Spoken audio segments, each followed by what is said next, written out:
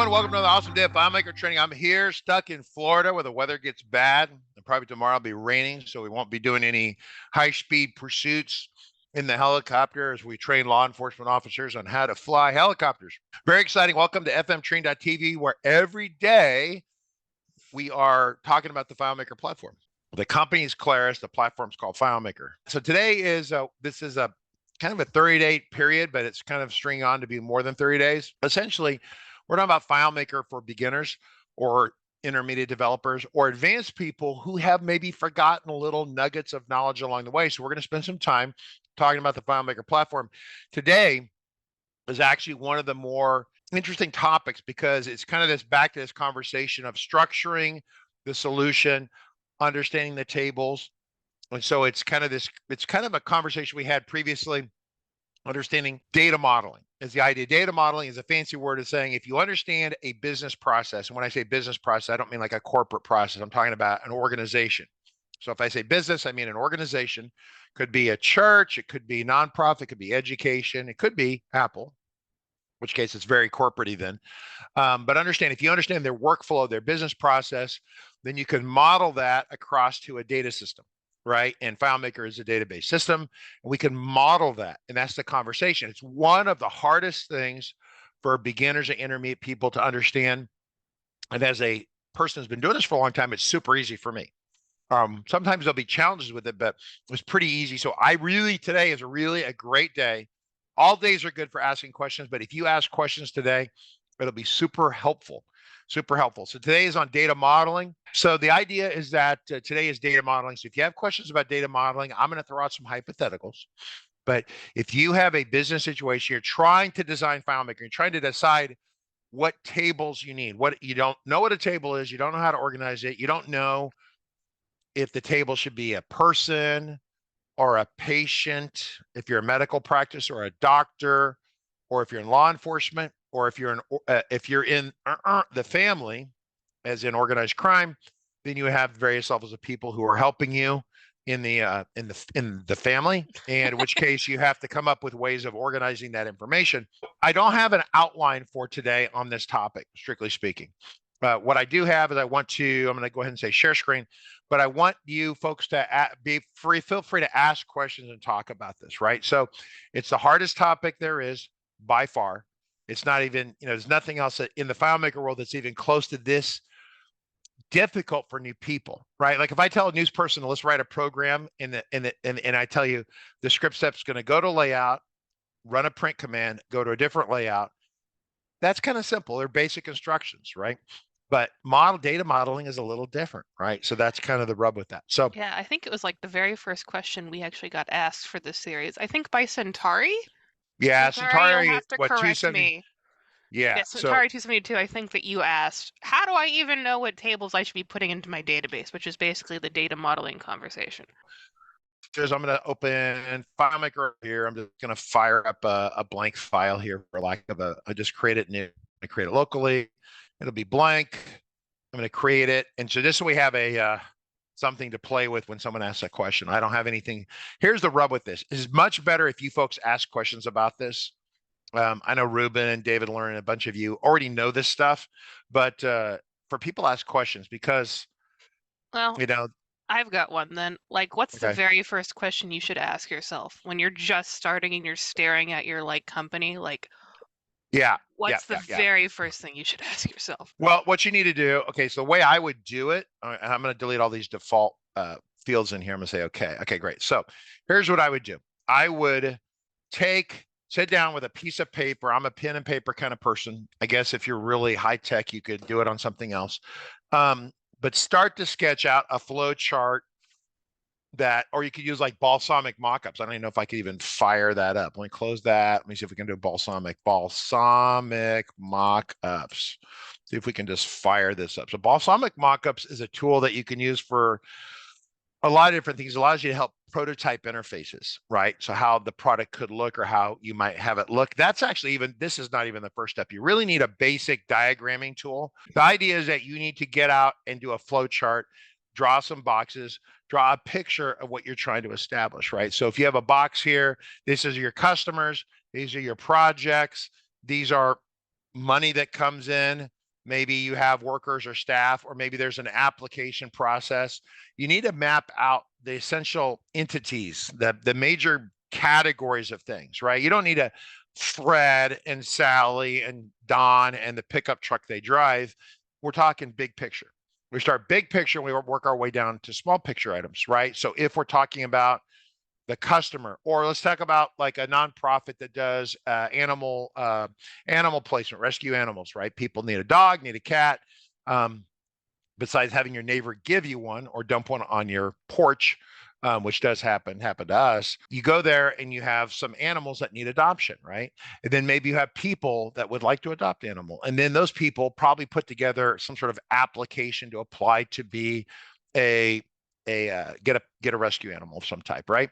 And then you might have then there might be some medical records, but those would tie to the actual animal itself. Like, well, the dog was spayed or neutered or whatever, so it doesn't make little baby dogs, so that keeps the number of animals that need rescuing in the future somewhat more manageable. So these are all the entities that you need to think about and work on. Okay, so Margaret, keep scanning for questions. If you're on YouTube, Twitch, and Discord, we're broadcasting in high definition. You can ask these questions, and I want to engage with real questions and answers here, because I can arbitrarily concoct something, but it'd be much better if some of you had real questions about kind of what you're trying to do and you don't know whether to do it or not. If you don't have one, I will bring up a topic that we had last time when we did this show. And I was watching the video we did last time, and we were off in the weeds a little bit, but there was a kind of a big item, and it's an interesting item. Like if you build a CRM, like a customer relationship management. So if I tell you, if you folks watch this show at all, or you work in FileMaker at all, you should know what a CRM is, customer relationship management. It's an application that generally at a very basic level is going to track customers and or people that are interested in your products, and maybe the communications with them, and then potentially other business elements of what's going on. So customer relationship, you're managing the relationship. What is the relationship that you have with your customer? It depends on your business, right? So you have a CRM, right? Well, that's pretty easy. Then you have people, the customers, then you might have projects, you might have invoices. If there's communication with the customer, you might have every email or phone number is going to, or interaction.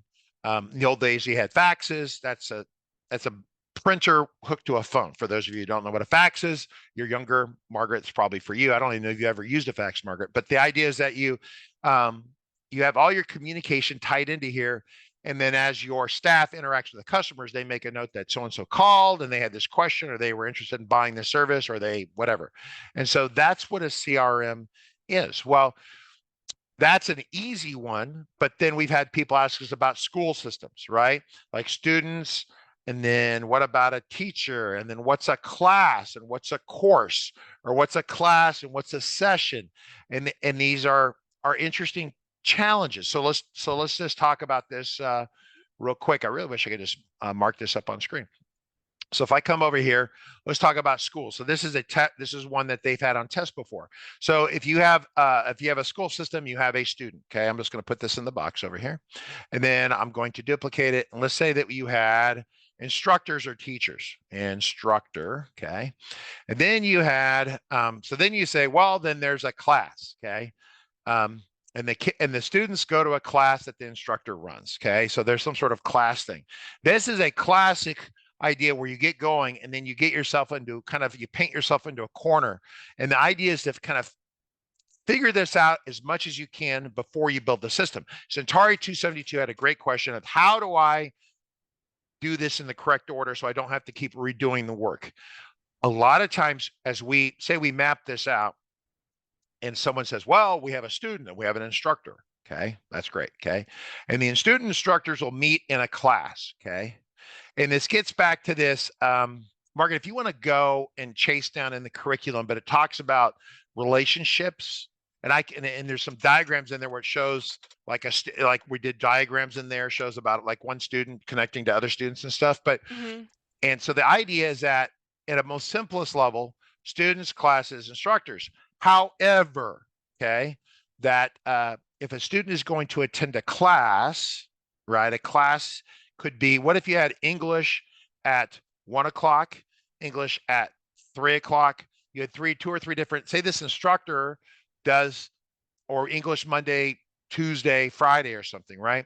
And so you get into this issue of the idea of a student where you're like, well, it's just a class, right? Fine. So then we want to take attendance, right? So you need to track it a little bit tighter. And so it gets in this idea that you have potentially what I would call, this is the first incarnation of this. And if I go over here and I hit duplicate and I come down here, then we have another incarnation of this. We would call this maybe potentially a course. So you could call it a course. And this would be the fact that it's an example of this would be English 1A, and that's ever. That's like English 1A. There's a curriculum for this. Now, if there's one record for English 1A, and we take it this semester, and then another group of students take it next semester, then those students would be attached to that course, but they weren't in the course together. So the master course is like a course, what I would almost call a course catalog, right? And so it's like a catalog, that's spelled incorrectly. And the idea is that you would have one record here, but then if you offered the course, say, twice a week with different sessions, right? Twice a week, I'm going to create a record over here. And then, so then we're end up in a situation where we have you could call it a session or a class. I'll call it class.session.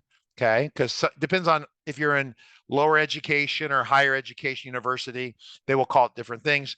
And this would be English 1A, right? And this would be Mondays, say 10 a.m. to 1 p.m. kind of thing, right? Something like that. So it's a specific occurrence of the catalog over here. So there's only one of these, but there's going to be maybe one here. And so this is a table, and because a part of it is understanding what is a table, but then more importantly, what does one record in the table represent? Margaret, if you find what I'm looking for, you let me know. The trick is to understand what one record represents. So if I go over here and say it's instructor database, one record equals one person who happens to be a teacher instructor. Makes sense. Over here, student. A student is one human person. We assume it's a human person. And so they're in there once, okay? Now, what if they take 10 classes? We don't care. They're in the student table once. The instructor, they offer, they've been working here for 10 years, and they've taught 50, 80, 100 different, classes. The instructor's in there once. The course, the unique course, English 1A, is in here once. It might be offered a bunch, but it's offered once. Then we get over here. Well, it's going to be on Tuesday from, say, 3 to 5 p.m., 3 to 5 p.m. So this represents two records, one table, two records, right? And the idea, so then the student could attend the class, right? And so, well, you could say the student class sessions, right? But then you end up with another table, right? You end up with another table. And you're like, well, how do I track that really their students were in here, right? Because if you have a student here, and that's one student, and you have this one record here, how do we put all the students in here? Well, you could have this is where you're seeing the one student, Margaret. It'll be like a white and like a little blue text. I just found it. So if you go, it's on like page 4 of day 9. So a student to a class, right? And so this is not allowed. This document right here is money. This is not allowed, but this might discuss it. You have many students who are going to go to many classes, okay, but that's not really allowed. So you scroll down here. And so you need a kind of a many-to-many example. This is where this gets more classified. So let's talk about students and classes, right? We have a student table that contains a record for each student. Yes, we have a class table that contains a record for each available class. And so it's a specific class, a specific date and time, right? And so then we're down to this issue. If I could scroll down here a little bit, you have students and classes, right? So here's the problem. You have 30 students, and here's your list of students. Then they all want to be in this class, right? At English. And then this is not even the course. The course would be over here, right? Then you're like, oh, how do we solve this problem? Well, the problem is that over here you have one record. So you're going to take all these students, and whether it's their primary key or their name, it doesn't matter. You're going to shove all those values into one field. Well, go into multiple records. No. We said this class is one record, right? One record here, 30 records here. We need to put all 30 people into this class right here. The only way to do it by what I have just said is just shove all 30 in here. So you put the name in, hit the return key, put the name in, hit the return key, put the name in, hit the return key. You're going to go bonkers. And you technically could do it this way, but it's going to suck. It just will suck. It'll cause all sorts of reporting problems down the road. So what you have to discover is that if you have 30 records here, and those kids are in this class, or I say kids, let's assuming they're like a bunch of 15-year-olds, right? Driver training in the United States used to be a thing. I don't think it's a thing anymore, but it's at least in California, but driver training. So you're teaching the children how to drive and hold a beer at the same time, right? Advanced driver training, right? So it's the kind of driver training they would all want to take, right? So you have this problem. This is a design problem. It's the physics of the relational database are wrong. So we're going to scroll down here. You could read all this, but here's the short version. We have a student here. We have a class here. And in between here, we have the students that are enrolled in the class. So one record here, you have to, and say, we say this word join table, right? So we're notating that this is a join table, but it's really what you should call it is enrollment. It's an enrollment or maybe an attendance, depending on what you want to do, okay? What you realize is that one record here, an enrollment contains a primary key for the student, right? Contains a primary key of the student and the primary key of this session over here, okay? So, but it's a copy of the primary key. So the primary key is really over here. So the primary is over here. The key that's over here should have a little underscore and an F. It's a foreign key. So these are foreign key, because there can only be one primary key. I mean, I make a statement, then I think of all the exceptions to what I just said. Over in this example, very basic example, you have a student table. The student has a primary key right here. If you attach that to another table somewhere like a one-to-many, that same value will be over here. It's a foreign key.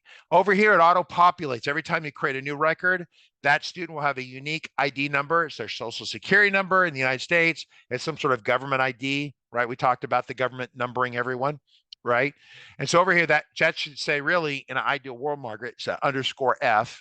And the class underscore F, because this is a class ID. So then over here, each record, that's the trick, is if you have a table and you think it's students and you think it's enrollments and you think it's classes, I should say to you, Ruben or David Learning or Foxy Jack or Centaur, tell me what one record in each of the tables is. And if you can't articulate that, then you need to still work on it, or you need to call me for help or bring up a question right now. We can discuss it, any one of you. We have like 5 questions, so okay, great. An example. So let me finish this sentence, and then we were going to jump to the question. So if I say, what is this? One record is one student. This is, in our previous example, we'll assume that this is a session. This is one occurrence of a class. So it's for the year 2023. It's in the fall. It's Tuesdays, 3 to 5 o'clock. What is this? This is every record here is one student attending that one class. Really, it might not have any data in it except the student ID and the class ID, both of which are foreign keys. Then down here would be an enrollment ID, and that one there is the primary. Just to have it so we could identify it uniquely, but we're not using the enrollment ID in the relationship. So maybe you define it, but you don't really need it, but having it is good, right? So we're clear on the idea that you should be able to name that. So Margaret, go with questions. I will do Centauri's first. I have a music database. In my music database, should I create 2 tables for single artists like composers, arrangers, conductors, and music performers, knowing that some single persons, example conductors, belong to one or more music bands? I'm unsure because the layouts have different fields. Okay, so here's a question. So let's back this up and make it a little more generic for everyone. So you have performers, and then you have what was artists. Is that what it was? Performers and you have single artists and then performers, and then performers. And a performer could be a group, which could be which would be more than one single artist.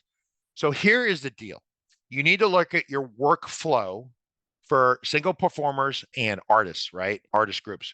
If the workflow is the same for them, then you might want to have them in the same table and then have a pop-up saying that this is a group or it's a single performer. Now, if That's what I'm saying. If the workflow is the same, the workflow being if you sign a contract with them, if you handle the single person the same way you handle a group, and the workflow is very similar, then maybe it makes sense to have them in the same table. Okay. However, you're going to get into a situation where you have five, let's say that it's Margaret's going to start a boy band, right? Because she's a record producer. She's going to start a boy band. So she finds 5 teenage, pre-adolescent teenagers that can all sing and swing their and click and together, right?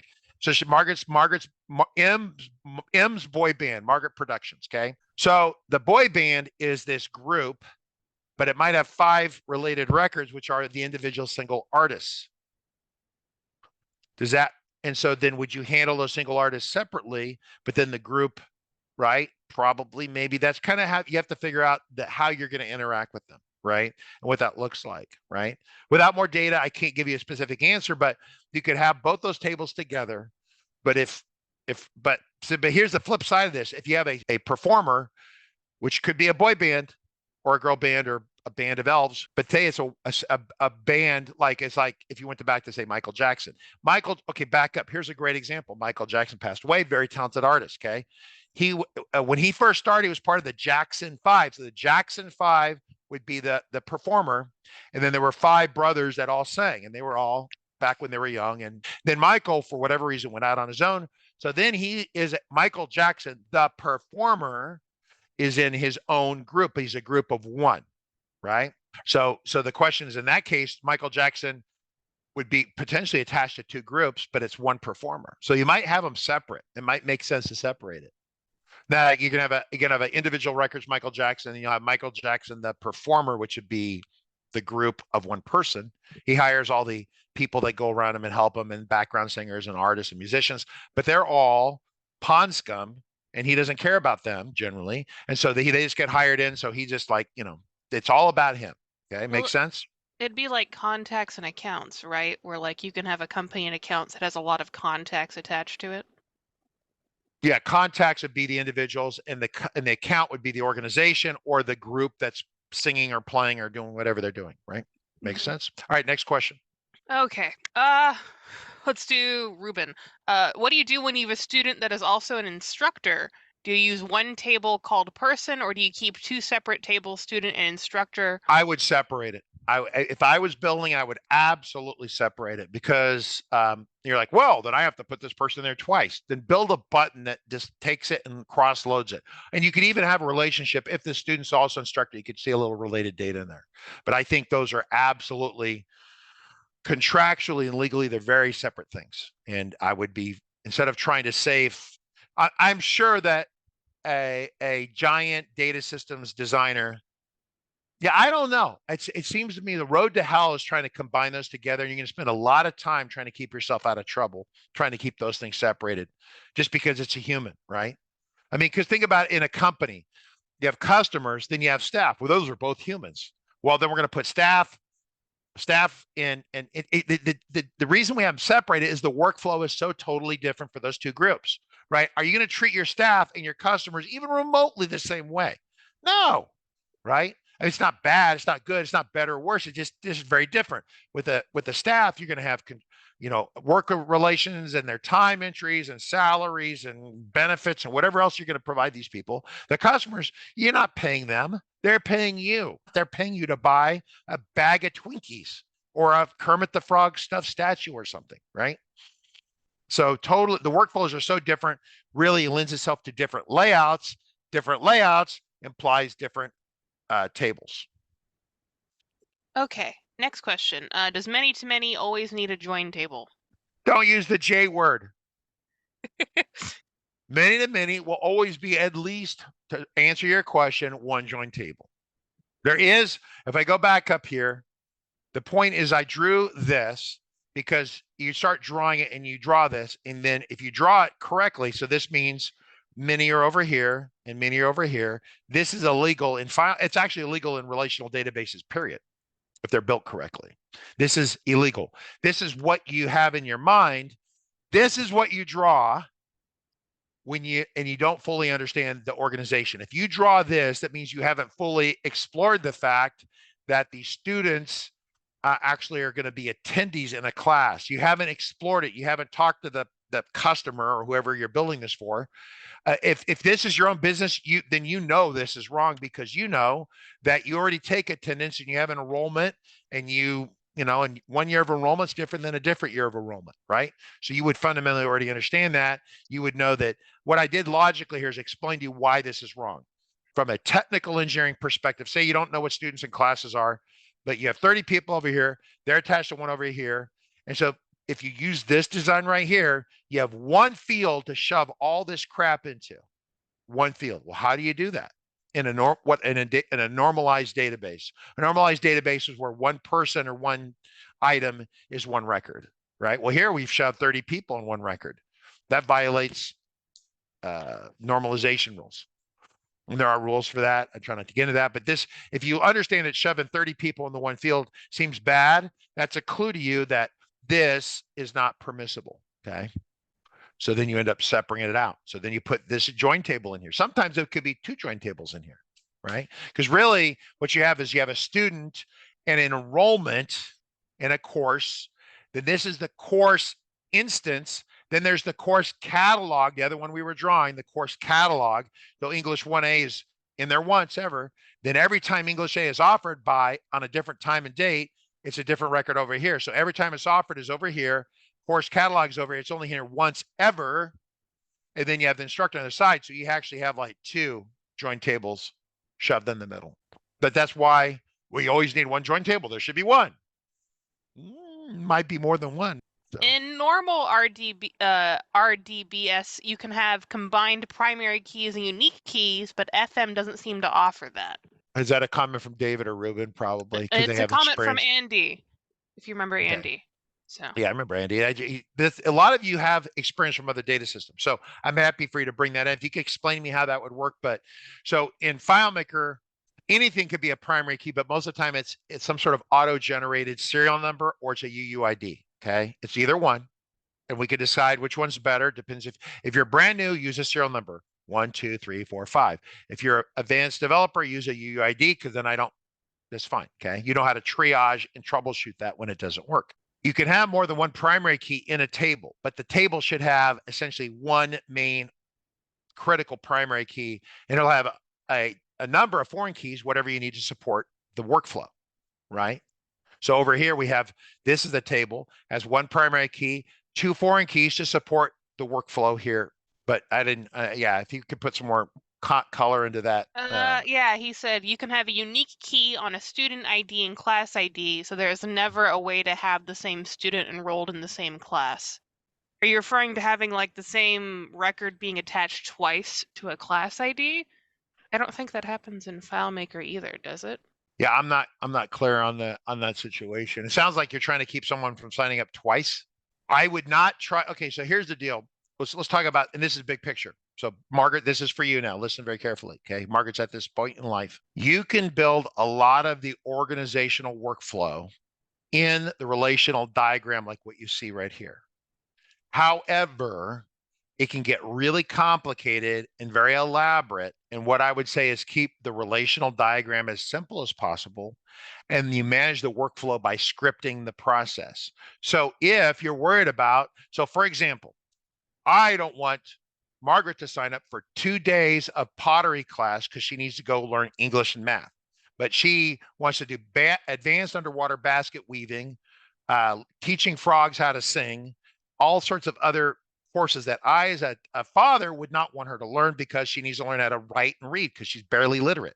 So the idea is that I don't want her in there twice. So if you have a layout and you're attaching a student to a class, as you attach them to the class, you could script it very simply to check to make sure they're not already in that class.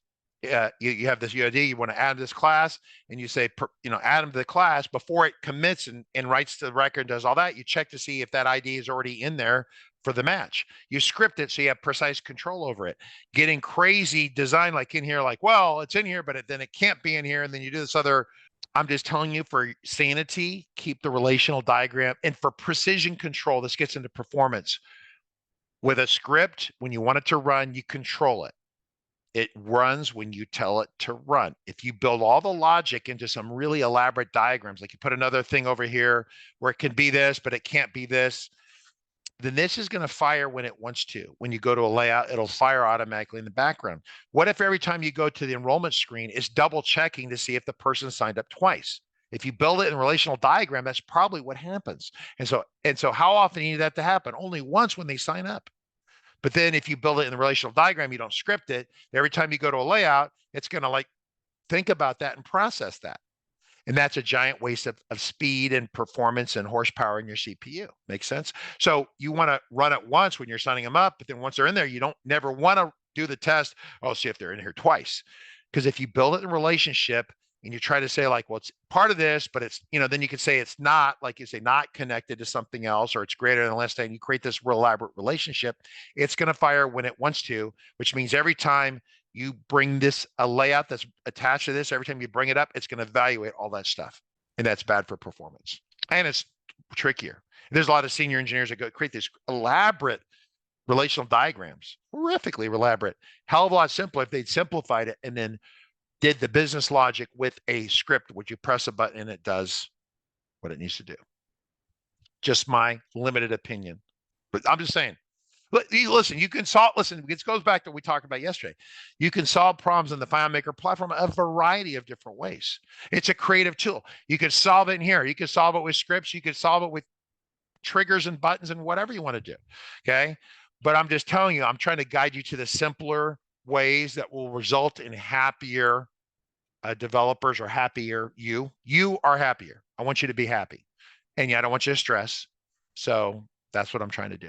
Doesn't mean you have to do it. You can build it however you want to do it. Okay, Margaret? Okay, next so question. We have two questions that are kind of related. Centauri has a follow-up. So depending on the workflow, it's better to have more distinct tables.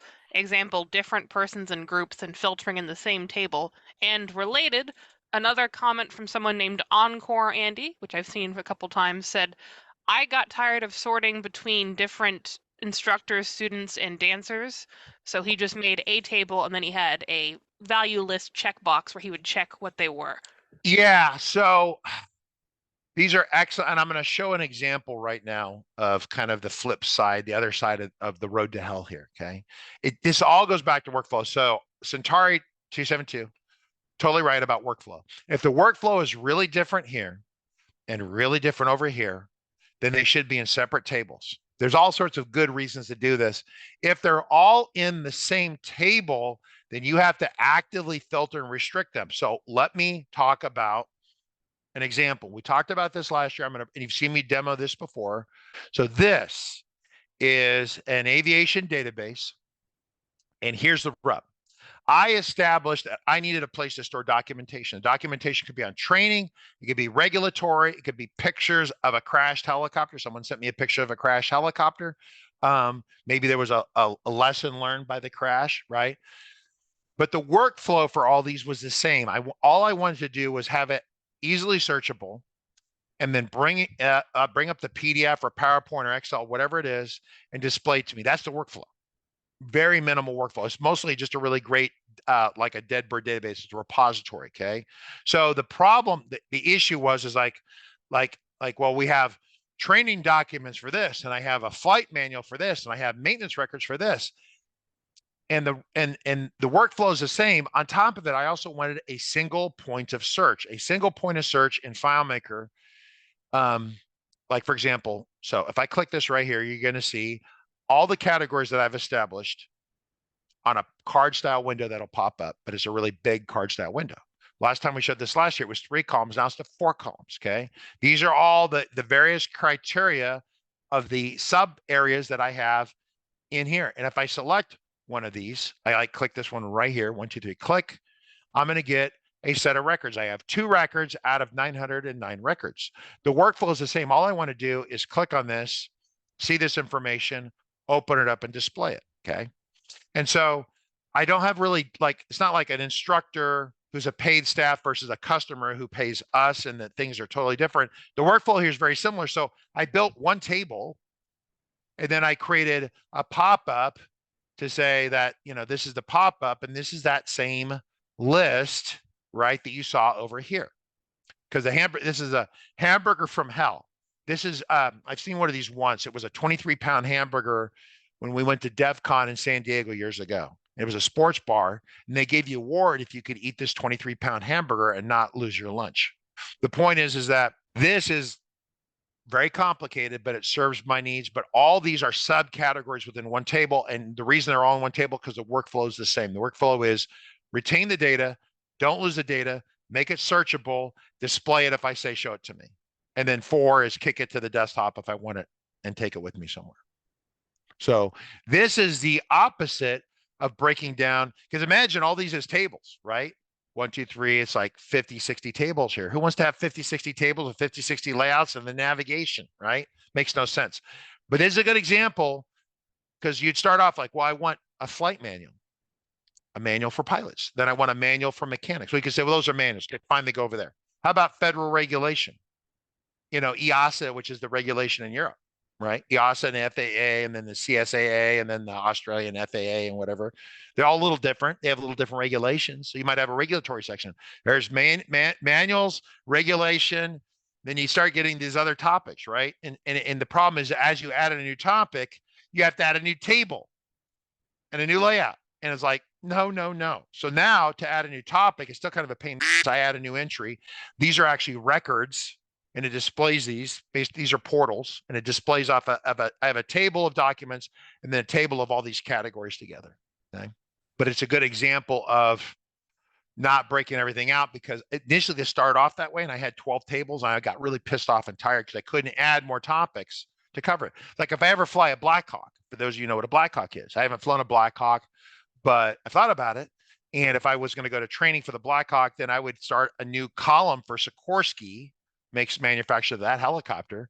And then I would start, the Black Hawk little section over there. So I could go over there and find that, right? If I want to go over here and find the Bell this, or the Robinson this, or the Eurocopter this, or whatever, I can click in here and push the button, and then up comes records. So that's how that works. Okay, next question. What is workflow? ? Workflow is a really good. It's your business process. What is your business process? Sally comes to work at 9. She checks her email, answers the phone. Then she opens the front door of the bank at 10 o'clock. So say she's a bank teller. Okay, so 9 o'clock she gets there because she's banker's hours. Bankers are lazy. 9 o'clock she shows up. 10 o'clock she opens the doors. She then helps customers. Then she has a break. And so that's a very high altitude version of workflow. But if you say Sally is going to handle a customer's withdrawal, the customer says, I don't want to be here anymore. I don't trust the bank. I want all my money. So she has a process, a workflow of her going to this screen, so workflow for this situation, go open the computer, navigate to the correct screen, do a search for the customer, press a button that says, close them out of this bank. And then the next workflow is validate that this is true. Okay. They did say this. Next step, workflow. The customer must show you their ID. Did they show your ID? Maybe even get a photo of their ID to make sure that's real. Then you get a manager to sign off, and the manager might want to intervene and say, hey, you're really sure you want to take all your money out of the bank? Because walking down the street, I've had customers and engineers do this, go to the bank, get money out. They're walking down the street with $20,000 or $30,000 in their pockets, US. Okay. In a bad part of town, right? Right? Bad part of town. And the bank called me and like, hey, this guy's doing this. I'm like, it's a free country. He can do what he wants to do, right? So that's the workflow. Then then the customer's going to sign a thing. So they have an iPad, you give them an iPad, they sign then we do it. Then we hit a button, and then they're going to get $9,735 from the bank because that's their entire savings. So then you go and you get the money out, you give it to them, then they have a receipt, they sign a receipt. That's a workflow. That is the documentation process of how that works. Now, some of that software, maybe all of it's software, but some of it might be get the manager come over, maybe the manager signs something on the screen, they approve it. That's workflow. It's the flow of your work or of a specific process. I think we're good for the moment on questions. Centauri, let us know if that answers your question about workflow, because that was a question from Centauri, and about how to tackle your database, and if you now know whether or not you should have 2 tables. What are the issues if you have a single table and you only use tags to figure out what they do? Say that again. If you have a what? If you have a single table and you just use like a list of tags to figure out who they are and what they do for all the people that you ever like run into, how can You're that like an adjective, like they are smart. Yeah, tall, like they're like a parent, thin. they're also a student. So they Well, that's fine. occasionally That's what this is. This is a tag on here. I guess some of these could be in more than one hole. If I bring up this, so here is a picture of the overhead circuit panel before we disassembled it on this helicopter. Okay. And so maybe pictures of other panels or something like that. I hit the button, it pops it up. Oh yeah, there's a lower stack on that. Okay. Then there's another picture here. So this could be under, different tags. Now I only allow one category tag and one subcategory tag here. I don't have a subcategory on this one. You could have checkboxes. You could absolutely have checkboxes. When I tell it to, I select one of these, it's going to take that. If I select this, it's going to take that string of text in a script, and it's going to go to find mode, and it's going to, it jumped layouts on me. I hit it. It's going to go to find mode and do a search for that text string in here. That's all it is. That's all it is. That's all that button does, is it automates, so I don't have to type. Because I could always come over here and do it manually, I guess. Or can I type in there? I can't really type in there. I could do it if I made the field not a pop-up menu, but a pop-up list or something. But the idea is that you could type in there, but I just want to have everything in a contained area, if that makes any sense, right? Contained, the database in a contained, and I only really assign one topic to it. I mean, but that's me being personally organized. Most people's idea of organized is a pile of paper on their desk. Or like if you're older. If you're younger, you just throw all your in some sort of notes thing and something in your phone. And then you hope the hell no one steals it and it gets backed up. Right? We talked about people using Discord as their data repository. So trying to explain this kind of stuff to people like younger, like 20, 18, 19, 20, 25, less than 30. There's a disconnect. If I say use FileMaker, people are like, was a file and what is a maker? FileMaker was supposed to be a folder, like a filing cabinet folder, and you put stuff in there. If I tell someone, hey, FileMaker is like a filing cabinet, 20-year-olds go, what is a filing cabinet? And so you have to find ways of connecting with younger groups. Most people, I've spent a lot of time thinking about how to customize the message. Younger people still will organize it. They've never heard of a Rolodex. What's that? A filing cabinet? They've never seen a manila folder, a lot of them ever. And so they just go into Discord. They go into like an area where no one hangs out, and they type a note, and they type another note, and they type notes. And then they have this universal search that searches everything. So they have a universal search, and they can get their information out. Once you understand that's the way they think, then you can make this applicable to them. But that's kind of what this is. Imagine, questions about that, Margaret? No, like I said, it's kind of interesting. It's an interesting conundrum explaining things to.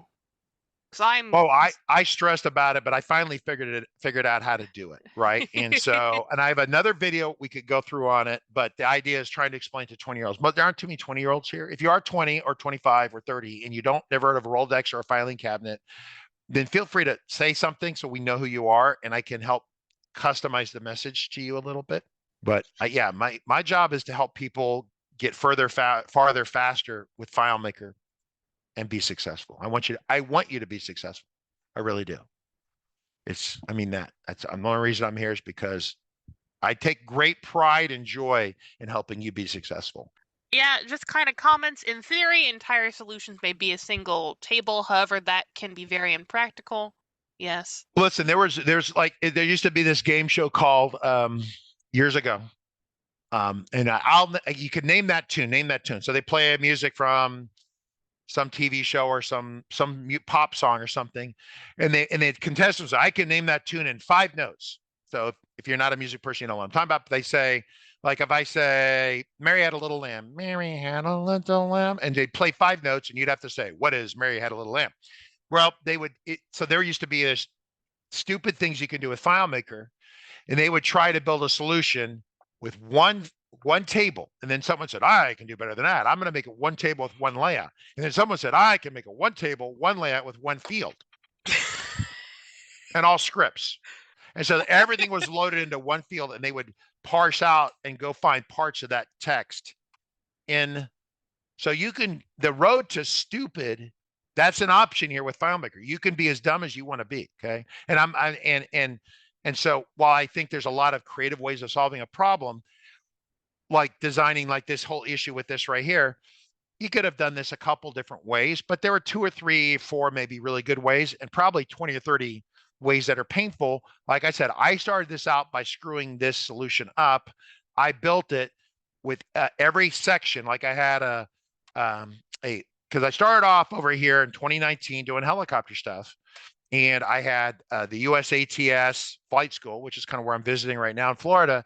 And they were giving me books and manuals. And I was scanning it because I wanted to keep it. And I had it in there, and I had a little, my entire list was like a little side list over here. In fact, if I move it up, can I even see? Yeah, there's UTS paperwork right down there. So I started off with that, and then they didn't become so important. Then later on, then I start going across the country, and you're going places, and you need cross country or maybe ground support. Like how do you get gas in the helicopter or something like that, right? All these things come up, and then you go, oh well, the U.S. military or foreign militaries have used helicopters, and they have their own manuals, and some of the information is good and maybe better than the info. Oh, so we're going to go download the military manuals for some of this stuff, cross-reference that. So I've got the Army, Navy, Marine Corps training documents over here, relative, right? So that allows me to, and some of it's old, but then you go back and read some of this stuff and you realize it's old as hell. It's older than I am, still super relevant and with really good advice. I'm like, yeah, just because it's old doesn't mean it's out the door, right? If it's old, doesn't mean it's necessarily the Pony Express. Maybe no one's explained it to you. Okay. Just keep that in mind. Right. Marks. Yeah, actually we have a surprising, people asked me how old I was. So I said I was 26 and like a couple people chimed in. We've actually got quite a few late 20-year-olds watching the stream. So so if you're 20, how do you forget FileMaker before FileMaker? How did you organize information? And I'm just asking you because I read some articles about this, and you had a lot of students who are in the 18, 19, 20, 25. They maybe have seen a filing cabinet because their grandfather had one, or a Rolodex. Someone had a Rolodex the other day. I dug it out of the trash to keep it as a historic piece because this up here used to be modeled as a Rolodex. People have no idea what that is. Anyway, doesn't matter. So how do you organize your data, right? How do you do that? Like if I give you, like you're going to go to college or school. Some of you maybe gone to college a little bit or school.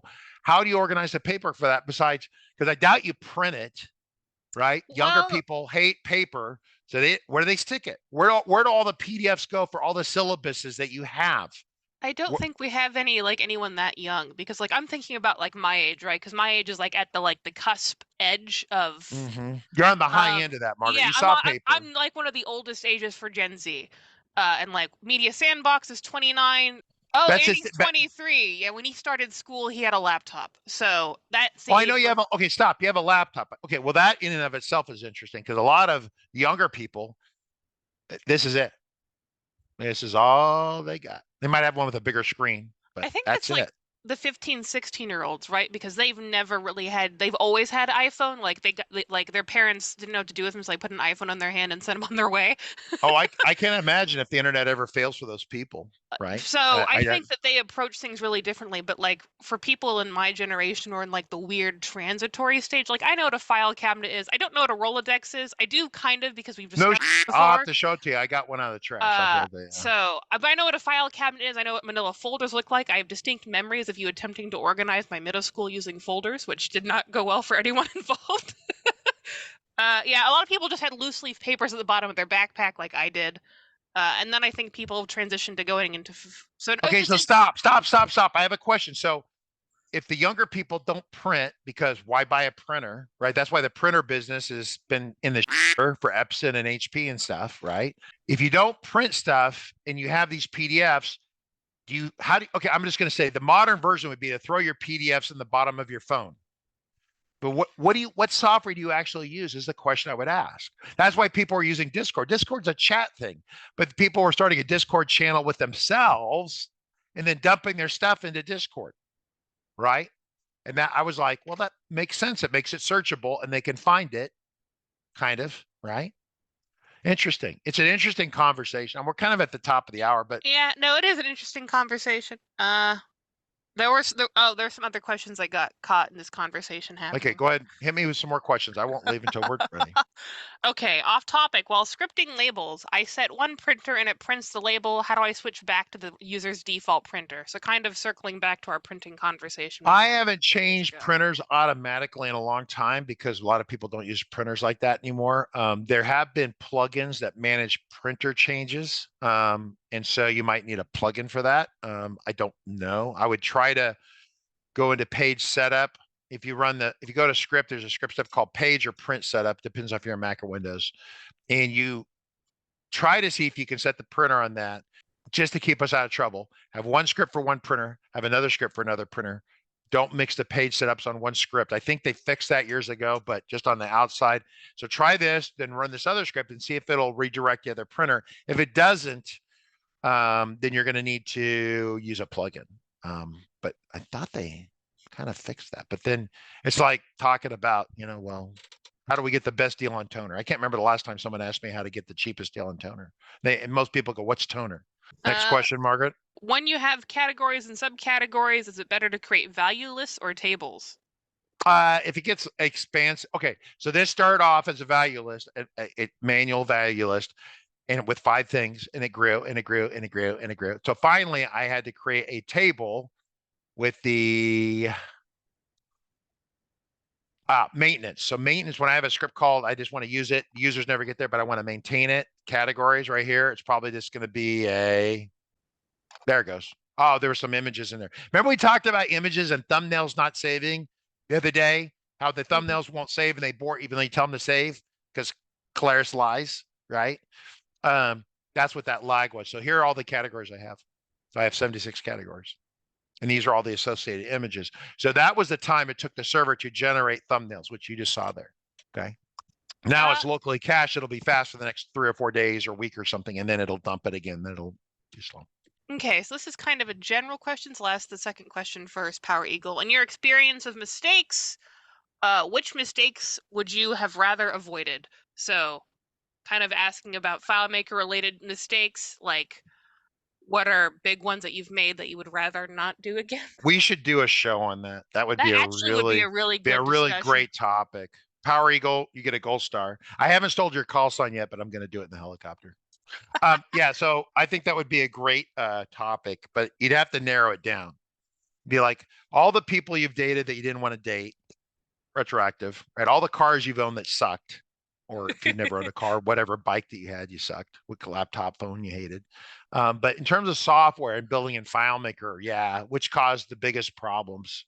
That'd be. I don't think it's technical for me. I think it was managing customer expectations is by far the hardest thing we do.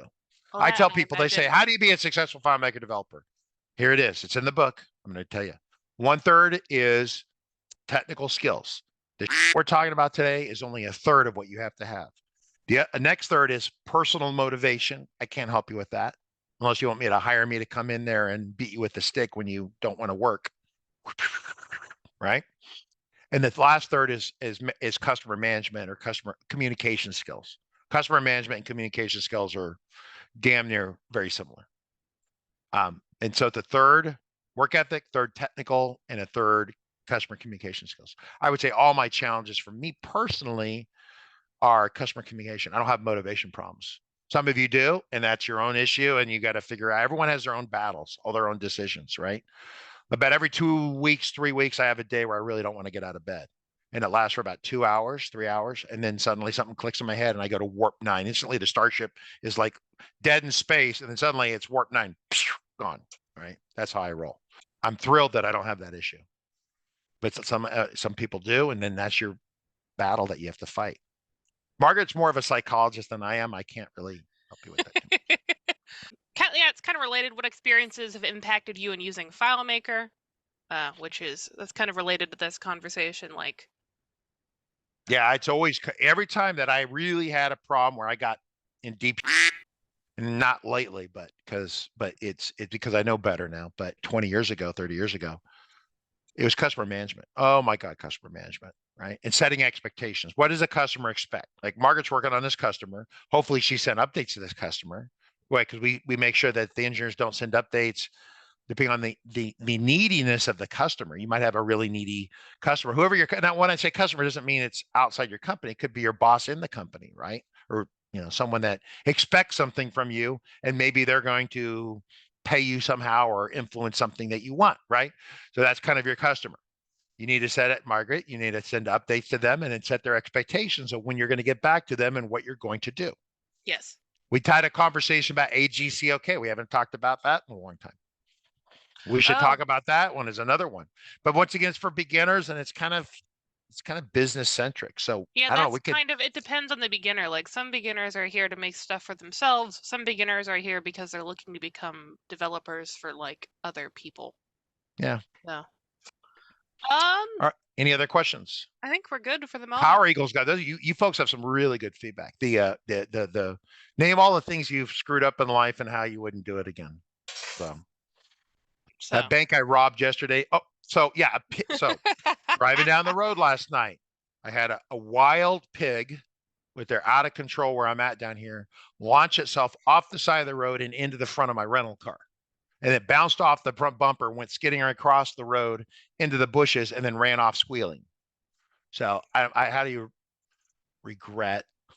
I don't know how you would regret that, but I'm not happy because now I have to explain to the rental car company why I have a dent in the truck that I'm renting. Because it's pig induced. It was not my fault. But that's like, how do I not do that? It's not good. Anyway, so yes, running into Mrs. Piggy. Yes. Any other questions? No, I think we're good. All right. Discord chat is slightly off in the weeds, but I'm going to let that one go. And with that being said, thank you everyone for coming today. Thank you for all the questions. It's tomorrow calendars, and we got to get Calvin for that. Yeah, you should call Calvin. All right, cool. I'll let you guys go. Thank you. All right, everybody. Have a good one. We will see you tomorrow. Bye-bye.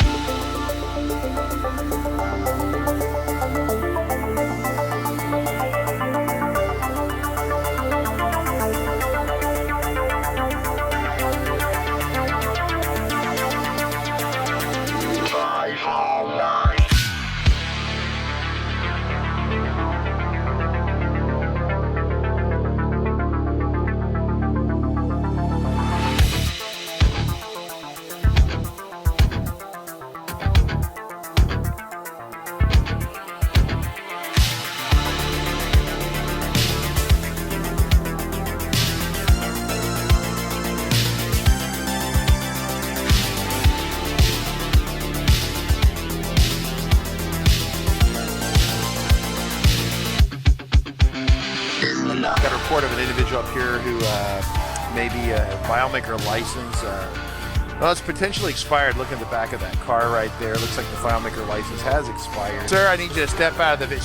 Sir, step out of the vehicle. Sir.